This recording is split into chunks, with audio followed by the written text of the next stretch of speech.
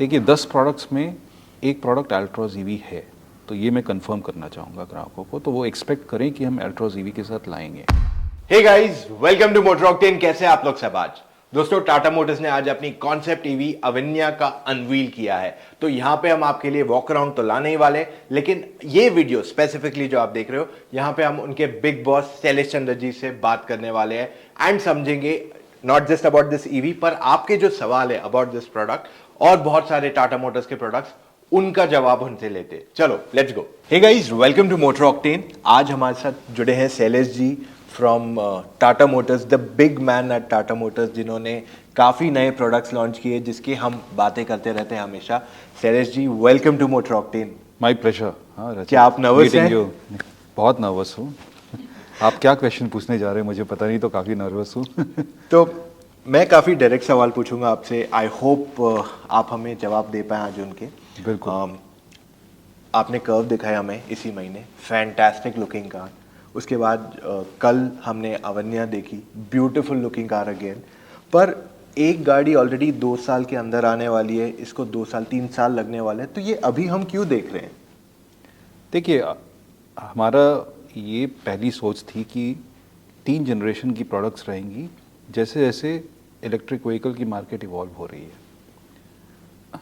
इसका कारण ये था कि एक जनरेशन से दूसरे जनरेशन से तीसरे जनरेशन में जब हम पहुँचें तो जितनी बैरियर्स हैं एक इलेक्ट्रिक व्हीकल के अडॉप्शन को, वो हम ख़त्म कर पाएँ। पहले जनरेशन में हम पूरे तरीके से ख़त्म नहीं कर सकते थे। उदाहरण के तौर पर मैं बताना चाहूँगा कि जैसे रेंज है, अगर बैरियर्स की बात करें तो एक प्राइस बैरियर है, एक रेंज बैरियर है, और दोनों एक दूसरे के कन्फ्लिक्ट में हैं। अगर आप रेंज ज़्यादा करेंगे तो प्राइस बढ़ जाएगी, प्राइस अगर आप कम करना चाहेंगे तो रेंज को घटाना पड़ जाएगा, तो रेंज एंग्जाइटी चालू हो जाएगी। तो जनरेशन 1 के प्रोडक्ट में हम लोगों ने कोशिश की कि कैसे एक बैलेंस स्ट्राइक किया जाए। तो आपने देखा नेक्सॉन ईवी या टिगोर ईवी, हम लोगों ने उतना रेंज दिया कि एक कस्टमर को कंफर्ट मिले कि मैं नॉर्मल अपना रूटीन वर्क आराम से कर पाऊंगा, कभी कभी बाहर आउटडोर सी एक्सपीरियंस के लिए भी जा पाएंगे, और ये प्राइस जो है वो 20-25% प्रीमियम पर है, ठीक है मेरे लिए। लेकिन अगर ये दुगनी प्राइस हो जाती तो प्रॉब्लम थी। उस समय हम लोगों को क्यों ये चॉइस लेना पड़ा? क्योंकि बैटरी प्राइसेस जो थी एक लेवल पर थी। जनरेशन 2 जब बैटरी प्राइसेस एक लेवल पर आ गई तो हमें लगा या तो मैं प्राइस रिड्यूस कर सकता हूँ या फिर रेंज एंग्जाइटी को ओवरकम कर सकता हूँ। तो जनरेशन 2 कॉन्सेप्ट में बोला कि अभी रेंज की ज़रूरत है ग्राहकों को, रेंज एंग्जाइटी ओवरकम करने के लिए। तो जनरेशन 1 में हमने बोला था कि 250 किलोमीटर की प्रॉमिस दे रहे हैं हम, जनरेशन 2 में ये 400 से 500 किलोमीटर हो जाएगी। जनरेशन 3 जो कि प्योर ईवी कॉन्सेप्ट पर बनी है, उसका सबसे बड़ा फ़ायदा ये है कि चूँकि उसमें कोई लिमिटेशन नहीं है कि मुझे कन्वेंशनल पावर ट्रेन भी देना है, तो आपके पास स्पेस जो है बैटरी को लाने के लिए काफ़ी हो जाती है। तो उसकी बेनिफिट तभी आती है जब आप ज़्यादा बैटरी पैक दे सकते हैं। लेकिन बैटरी प्राइसेस जो हैं एक लेवल पर आनी चाहिए जब वो फीजिबल हो पाएगा। नहीं तो फिर आप बैटरी दे देंगे, उसमें रेंज 500-600 किलोमीटर दे दें और आपकी प्राइस दुगनी हो जाए तो कोई मतलब नहीं है। हमने देखा है कि 2 चीज़ें देखी। आइडियली जनरेशन 3 प्रोडक्ट हम थोड़े दिन बाद भी ला सकते थे, लेकिन हम लोगों ने रियलाइज़ किया कि जनरेशन की एक थिंकिंग तो है कि भाई आर्किटेक्चर्स कैसे मेरी चेंज हो रही हैं, बट दूसरा जो बहुत इम्पॉर्टेंट चीज़ है वो मुझे देखना है कि इंडिया में बहुत तरह के ग्राहक हैं जिनकी परचेजिंग पावर अलग है, जिनकी एक्सपेक्टेशन कार से अलग है। किसी को बिल्कुल point A to point B move करने के लिए एक चाहिए, यूटिलिटेरियन कार चाहिए, उसमें ज़्यादा कुछ इससे ज़्यादा खोजते नहीं हैं। दूसरी तरफ कस्टमर्स ऐसे हैं जिनको एक्सपीरियंस चाहिए कार के अंदर। वो जैसे घर में रहते हैं, ऑफिस में रहते हैं, वैसे उनको एक्सपीरियंस ट्रैवल में भी चाहिए, और वो अफोर्ड कर सकते हैं। करेक्ट। तो जब मेरे पास इतने तरह के कस्टमर्स हैं तो मैं जितनी जल्दी वो चॉइसेस लाऊं वो बेटर है। और जनरेशन 1, जनरेशन 2, जनरेशन 3 का ये मतलब नहीं है कि मैं पिछले जनरेशन्स को बंद कर रहा हूँ। तीनों जनरेशन की कारें एक साथ एग्जिस्ट करेंगी, और ऐसा नहीं है कि जब मैं जनरेशन 3 की कार लाऊं तो जनरेशन 2 की कार्स को मैं स्टॉप कर दूंगा लाना। इसका ये मतलब नहीं है कि जब कॉन्सेप्ट कर्व मैंने दिखाया तो उसके पहले कोई भी जनरेशन 2 कार नहीं आने वाली हैं, उसके पहले भी जनरेशन 2 की कार आएंगी। बट चूंकि वो यूनिक बॉडी स्टाइल में आ रही थी, वो पहली कार जो ईवी होने वाली थी, इसलिए हम लोगों ने उसका कॉन्सेप्ट दिखाया। तो जनरेशन 1, जनरेशन 2, जनरेशन 3 में आज के दिन में जो आपकी विजिबिलिटी होगी, 2 प्रोडक्ट जनरेशन 1 में है, नेक्सॉन और टिगोर। जनरेशन 2 में कर्व आपने देखा और अविन्या देखा, ये 4 प्रोडक्ट, हमने बोला है 10 प्रोडक्ट। इसका मतलब इसके बीच में बहुत सारी प्रोडक्ट आने वाली हैं। हम लोग अपने सारे स्टेक होल्डर्स को, या कस्टमर्स हो, हमारे इन्वेस्टर्स हों, गवर्नमेंट हो, उनको फुल विजन हम दिखाना चाहते थे कि ये पॉसिबिलिटीज़ है। इलेक्ट्रिक कार्स को हमें उसकी डिज़ायरेबिलिटी बढ़ानी थी, क्योंकि लोगों में उत्साह कैसे आएगा, उनमें जोश कैसे आएगा कि मैं इलेक्ट्रिक की तरफ बढ़ूं। तो इस तरह के विजन को दिखाकर अब ज़्यादा से ज़्यादा लोगों को लगेगा शायद ये दौर आ चुका है इलेक्ट्रिक व्हीकल्स का। तो कस्टमर्स और ग्राहकों को इन्फ्लुएंस करने के लिए भी ये हम लोगों ने किया, बट पूरे विजन को भी एक तरह से प्रस्तुत किया है हम लोगों ने ये तीनों जनरेशन के प्रोडक्ट्स को दिखाकर। ऑसम, आपने बहुत ज़्यादा डिटेल में जवाब दे दिया मुझे। मैं ये सोच रहा हूँ कि जब एक तरफ आप इलेक्ट्रिक पे काम कर रहे हो, तो क्या आपका पेट्रोल डीजल इंजन जो आपने न्यू जनरेशन लाए थे कुछ साल पहले, उस पर भी और डेवलपमेंट होगा, या कोई ब्रांड जैसे Hyundai ने कह दिया हम ग्लोबली आगे चल के सिर्फ इलेक्ट्रिक पे ही फोकस करेंगे, उसका डेवलपमेंट कम कर देंगे या बंद कर देंगे। So is that going to be a strategy आप लोग भी करने वाले, या आप पेट्रोल डीजल पे भी और काम करेंगे? देखिए, ग्लोबली अगर आप देखें तो कुछ मैच्योर मार्केट्स हैं, कुछ डेवलपिंग मार्केट्स हैं। जैसे चाइना, इंडिया डेवलपिंग है, और मैच्योर मार्केट जैसे यूरोप, जापान, कोरिया, ये सब मैच्योर मार्केट्स हैं। मैच्योर मार्केट्स में क्या होता है कि एक इंडस्ट्री वॉल्यूम एक लेवल पर आ जाती है, फिर उसी के स्लाइटली ऊपर नीचे जाती है। डेवलपिंग कंट्रीज़ मार्केट जैसे इंडिया, जहाँ पेनिट्रेशन बहुत कम है कारों की, 1000 आदमी में सिर्फ 32 आदमी के पास कार होती है। अगर यही आप कंपेयर करें मैच्योर मार्केट में, तो 600 लोगों के पास कार होती है हर 1000 में। तो अभी ग्रो करने की पॉसिबिलिटी इंडिया में बहुत ज़्यादा है। मैच्योर मार्केट्स जैसे आपने एग्जांपल दिया, उसमें अगर इलेक्ट्रिक व्हीकल्स बढ़ने वाली हैं तो कन्वेंशनल व्हीकल को कम होना पड़ेगा वॉल्यूम्स में। इंडिया में वो चीज़ नहीं है। अब मैं बताता हूँ नंबर्स के थ्रू। आज के दिन में ये कारें जो बिकती हैं इंडिया में, वो 3 मिलियन बिकती हैं, 30 लाख। 2030 तक अगर आप देखें तो ये मार्केट पैसेंजर कार्स की 70 लाख तक जाने की संभावना है। 70 लाख में 30% अगर आप ले लें कि इलेक्ट्रिक व्हीकल्स होंगी, तो करीब करीब 20 लाख। 50 लाख तो आइस व्हीकल्स होने वाली हैं, मतलब 30 लाख से वो 50 लाख बढ़ने वाला है। जबकि इलेक्ट्रिक व्हीकल्स भी करीब करीब 70% जो आज का मार्केट है पैसेंजर कार की, उस लगभग पहुंच जाएगी। तो दोनों ग्रो कर रही हैं। तो इंडियन मार्केट में कन्वेंशनल गाड़ियां बिकेंगी 2030 में भी। हमारी एफर्ट ये होनी चाहिए कि इसको हम कितनी इको फ्रेंडली बना पाएँ।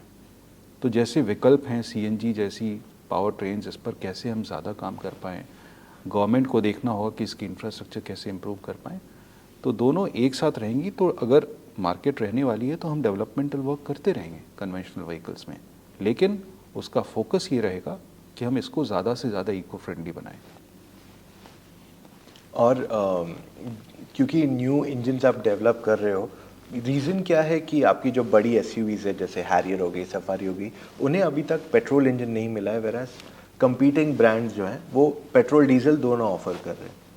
हमारा फीडबैक ये रहा है कि, और आप ज़्यादा नज़दीक हैं ग्राहकों के इनपुट से, जो एक बैलेंस चाहिए एक बड़ी SUV में, एफिशिएंसी और परफॉर्मेंस का बैलेंस, वो सबसे संतुलित डीजल व्हीकल में मिल रहा है। और इसलिए अगर आप देखें रेशियो पेट्रोल और डीजल जो बिक रही हैं हायर SUVs में, लोअर SUVs की बात नहीं कर रहा हूँ, कॉम्पैक्ट SUVs में still petrol is making more sense, लेकिन हाई SUVs में आप डीजल की पेनिट्रेशन ज़्यादा देखेंगे, जबकि विकल्प है पेट्रोल की, क्योंकि शायद एफिशिएंसी में वो मार खा जाती है, परफॉर्मेंस में मार खा जाती है। हाँ, प्राइस पॉइंट जो है थोड़ी कम होती है, इसलिए अफोर्डेबल बन जाती है। तो कुछ कस्टमर सेगमेंट जो उसको प्रेफर कर रहे हैं वो करेंगे, लेकिन SUV जो है एक एक्सपीरियंस के लिए ली जाती है। जहाँ आप आउटडोर सी एक्सपीरियंस के लिए जाना चाहते हैं, एक्सकर्जन ट्रिप्स, उसमें आप उस एक्सपीरियंस को कॉम्प्रोमाइज़ नहीं करना चाहते। तो हमारा रीड ये है कि हाई एसयूवीज जैसे हैरियर सफारी में डीजल एक बहुत अच्छा पावर ट्रेन ऑप्शन है। आगे आने वाले दिनों में कैसे ये पावर ट्रेन मिक्स चेंज होंगी वो देखना पड़ेगा। हो सकता है हाई एसयूवीज में इलेक्ट्रिक डोमिनेट करे। तो इसलिए हम लोगों ने पेट्रोल को अभी नहीं लाया है, और उसके नहीं लाने के बावजूद अगर आप देखें तो हम लोग मार्केट लीडर्स हैं हाई एसयूवीज में, ये ऑप्शन नहीं होने के बाद भी, इसलिए हम लोगों ने वैसा कॉल लिया। ऑसम। पर एक एक कंप्लेन हमें लोगों से आई है कि मैंने गाड़ी जस्ट लॉन्च हुई मार्केट में, मे बी जैसे सफारी या हैरियर को अपडेट आया लिया, एंड 6 महीने में आपने उसमें एक वेरिएंट लेके आ गए काजीरंगा या गोल्ड एडिशन, जहां मुझे वो फीचर नहीं मिला, जैसे वेंटिलेटेड सीट्स हो गया फॉर एग्जांपल।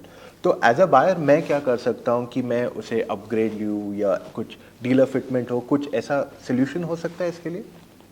देखिए, हम लोगों ने इस फीडबैक को भी लिया है, और ये रियलाइज़ करते हैं कि बहुत लोगों को ऐसा लगता है कि जैसे फीचर अपग्रेड आएँ उनको वो ऑप्शन मिल पाए। सॉफ्टवेयर की दुनिया में तो आप आराम से ये कर सकते हैं, लाइक हार्डवेयर में कुछ कुछ चीज़ें मुश्किल हो जाती हैं करने की, बट अब एफर्ट हमारे तरफ से ये भी होने वाली है कि कैसे हम हार्डवेयर में भी प्रोटेक्ट कर पाएँ फ्यूचर में। ये हम लोग इस पर काम अभी शुरू किए हैं। फीचर्स ऐड होने की कंप्लेन जो है वो आज के दिन में जो सब डिजिटल गैजेट्स यूज़ करते हैं उनको पता है कि फ़ीचर तो बहुत तेज़ी से चेंज हो रही हैं आज के दिनों में, और वो अच्छे के लिए चेंज हो रही हैं। तो जैसे जैसे नई तकनीक आती जाती है, जैसे नई पॉसिबिलिटीज़ होती हैं, जैसे हमें भी लगता है कि इस प्रोडक्ट में ज़्यादा प्राइस फ्लेक्सिबिलिटी है कि लोग इस प्राइस पर भी ले सकते हैं, तो हम और ज़्यादा फीचर ऐड कर पाते हैं। तो वो तो जारी रहेगा, उसको हम कुछ नहीं कर सकते। हमें बस यही देखना होगा कि अपग्रेड ऑप्शन में कैसे दे पाऊँ, इसमें अभी जस्ट सोच हमारी चालू हुई है। एक चीज़ मैं आपको डेफिनेटली कहना चाहूँगा कि आपने जो टियागो टिगोर में CNGs ऑफर किए, they have been fantastic, at least हमें जो रिस्पॉन्स समझ में आया हैज़ बीन ग्रेट। बट क्या आपको काफ़ी अच्छा पेनिट्रेशन मिला है with the CNG on those two products? CNG की डिमांड बहुत ज़्यादा है, और हम लोगों ने जो पहले एस्टिमेट किया था कि ये हमारा प्रोडक्शन कैपेसिटी, इसके लिए हमें प्लान करनी चाहिए, हम लोग बिल्कुल आश्चर्य में पड़ गए जिस तरह का रिस्पांस मिला है। और इसमें जो लाइक की जा रही हैं, सबसे बड़ी चीज़ जो हमें फीडबैक मिल रहा है मार्केट से कि परफॉर्मेंस में वो कॉम्प्रोमाइज़ नहीं देखते हैं, और सीमलेस स्टार्ट जो सीएनजी मोड में होता है वो उनको पसंद आ रही है। तो और पेट्रोल प्राइसेस बढ़ रही हैं, तो सीएनजी की डिमांड वैसी भी ज़्यादा तेज़ी से आ रही है। तो बहुत ज़्यादा डिमांड है, मुझे लगता है करीब करीब हमें 70-80 हज़ार तक की डिमांड इसमें जनरेट हो गई होगी, और हम दौड़ रहे हैं सप्लाई करने में। कोशिश जारी है।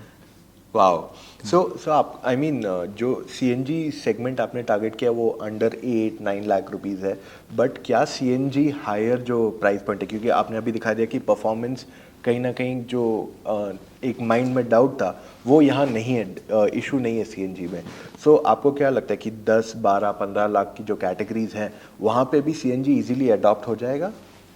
मुझे लगता है, देखिए, जैसे आप हायर सेगमेंट्स में जाते हैं, जैसे मान लीजिए अगर आप हैरियर जैसी सेगमेंट की बात करें, तो इन सेगमेंट्स में दो चीज़ें होती हैं। कस्टमर्स जो हैं उनकी परचेजिंग पावर ज़्यादा होती है, उन लोग उतने कॉन्शियस नहीं होते हैं ऑपरेटिंग कॉस्ट के, पहली बात।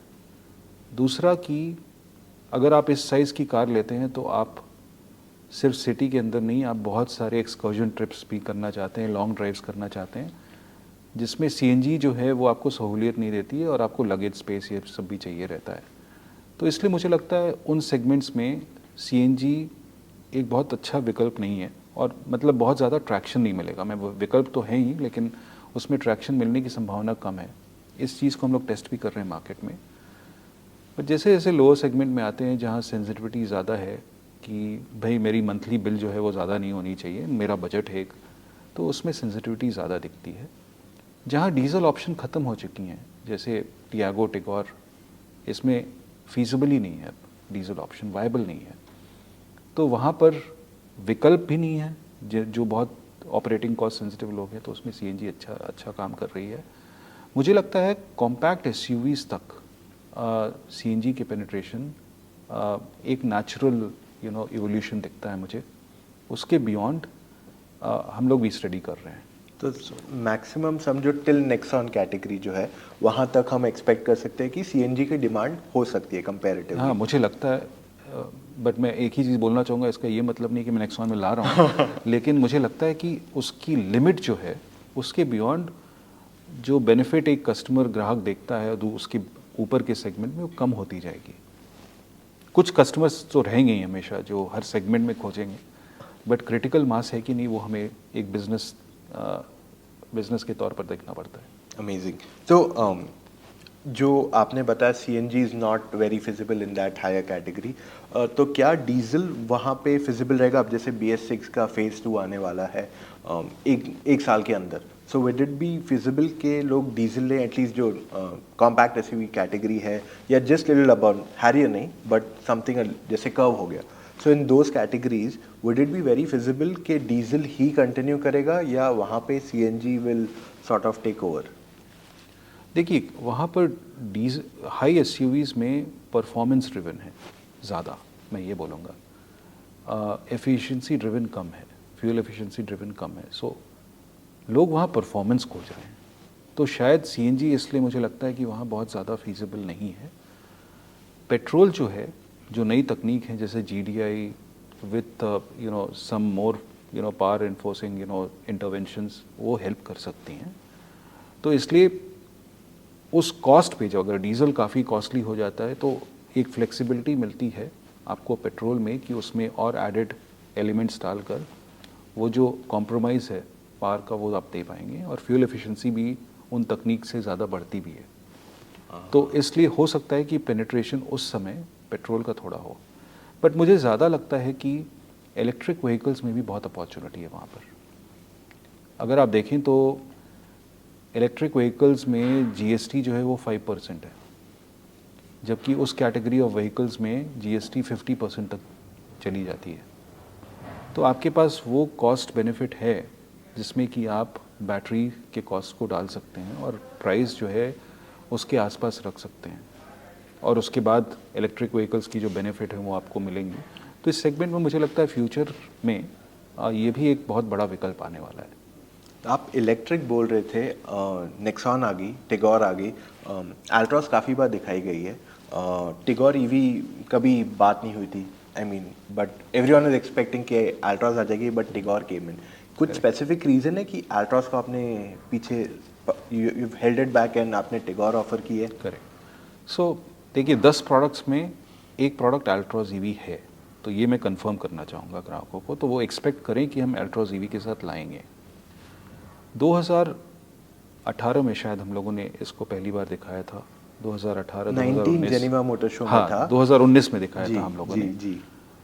उस समय जो हम लोगों ने कॉन्सेप्ट डेवलप किया था और जिस तेज़ी से हमने इवोल्यूशन दिखा बैटरी प्राइसेस, और उसके हिसाब से हम लोगों को लगा कि सीक्वेंस में हमें एक दूसरे प्रोडक्ट को पहले लाना चाहिए इसके आने के पहले। तो उस सीक्वेंसिंग में हम लोगों ने उसको चेंज कर दिया। जब आप सीक्वेंस चेंज करते हैं तो बहुत सारी चीज़ें आती हैं, क्योंकि आपके एक प्रोडक्ट का एक लाइफ साइकिल प्लान होता है, तो उससे आपको अलाइन करना पड़ता है चीज़ों को। तो ये सब 3-4 चीज़ों के कारण उसको सीक्वेंस में हमने एक स्टेज पर रखा है, ताकि वो एक और मैच्योर प्रोडक्ट की तरह आ पाए जो मार्केट रिक्वायरमेंट को उस समय अच्छे तरीके से मीट कर पाए। इसलिए उसको हम लोगों ने थोड़ा सा पीछे पुश किया है, बट ये हमारे प्लान में अभी भी है। सो अल्ट्रॉस ईवी की तरह is Punch EV also expected? मैं इसमें डायरेक्ट तो अभी बता नहीं सकता हूँ फ्यूचर प्रोडक्ट्स में, बट 10 प्रोडक्ट में उस कैटेगरी के प्रोडक्ट में तो हमें आना है, तो आने वाले दिनों में ही आपको बता सकते हैं। श्योर। एंड 10 प्रोडक्ट्स जो हैं, आप मेजरली क्या प्राइसिंग में you will try to be in within? क्योंकि आई थिंक अभी the base is the Tigor, but क्या आप उससे नीचे जाओगे या you will try and go little higher? So ये अच्छा क्वेश्चन है। मैं आपको ये नहीं बता सकता हूँ कि किस प्राइस पॉइंट से चालू होगा, बट इतना ज़रूर बता सकता हूँ कि टिगोर ईवी आज के दिन में सबसे अफोर्डेबल ईवी है। हमारे प्लान में जो 10 प्रोडक्ट हैं उनमें से कुछ प्रोडक्ट इसके नीचे आएंगी, वाओ। और प्रोडक्ट्स अराउंड इसके आएंगी या इससे ऊपर आएंगी, दोनों। Amazing. So I mean I think we are done with the session. आपने बहुत मेरे विस्तार क्वेश्चन से बताया. हाँ एकदम. एंड कोई कोई सवालों का आपने अच्छे से मुझे टर्न अराउंड किया. But we are very happy. आपने जो जवाब दिया, आई एम श्योर काफ़ी लोगों के जो डाउट्स है वो यहाँ क्लैरिफाई हो पाए होंगे. Thank you so much Shailesh ji for this session. In fact मैं नर्वस हो गया क्योंकि आपने मेरे को इतना डिटेल जवाब दिया कि मैं अब सवाल पूछूँ या नहीं. Cool. Thank you so much sir. Thank you.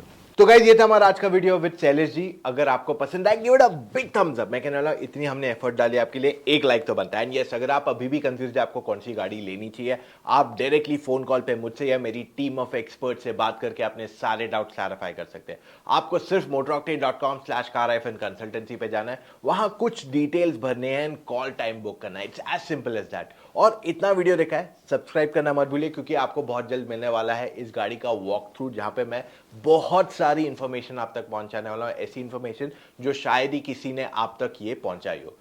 That's all we have for right now. मिलेंगे कल फिर से with an all new video guys. Take care. See you tomorrow. Bye.